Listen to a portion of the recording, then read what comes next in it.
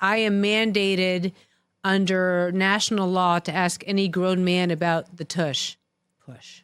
I feel like it's so ridiculous. I'm like, the tush push.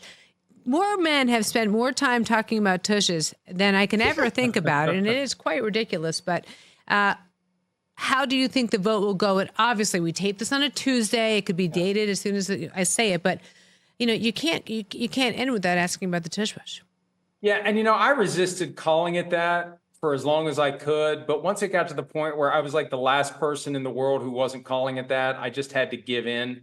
So this is, to me, a strange and in many ways troubling aspect of how the NFL goes about making its rules. I firmly believe that what happened in that NFC Championship game when Frankie Louvu repeatedly jumped offside and Sean Hockley, the referee, had to inevitably say, if it happens again, we're going to award a touchdown as a palpably unfair act, something that's never been invoked, a rule that's never been used in the history of the National Football League.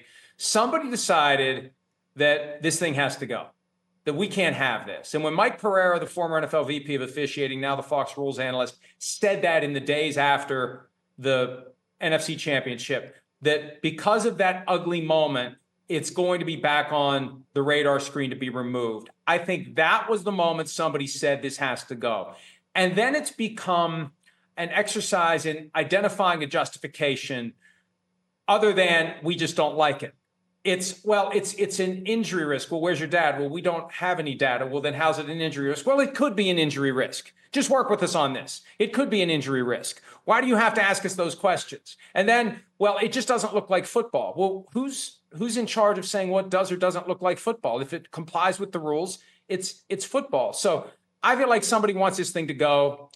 And now to make it go away without what appears to be what it is, a direct assault on the Eagles' signature play, they're going to rewind the clock to 2005 when all pushing and pulling of the runner was against the rules. But you know why they got rid of the rule against the pushing of the runner? Because they never threw a flag for downfield pushing of the runner. The last time a flag was thrown for assisting a runner was in the 1991 playoffs between the Chiefs and the Bills. The foul was called on Tim Grunhard in January of 1992. That's it. So they're going to get rid of all pushing, and they're not going to throw the flag when the pushing happens down the field, but they will throw the flag if there's pushing as part of the tush push. And at the end, the Eagles still have an unstoppable quarterback sneak. And that's not going to change. That's what's hilarious about it. If I'm the Eagles, I'm coming out week one and I'm running up and I'm running a quarterback sneak every snap of that Thursday night game, first drive against the Cowboys. I'm going to run it right down the field, 5 yards at a clip, and just kind of,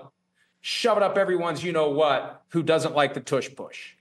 Check out new episodes of What the Football with Suzy Shuster and Amy Trask every Tuesday.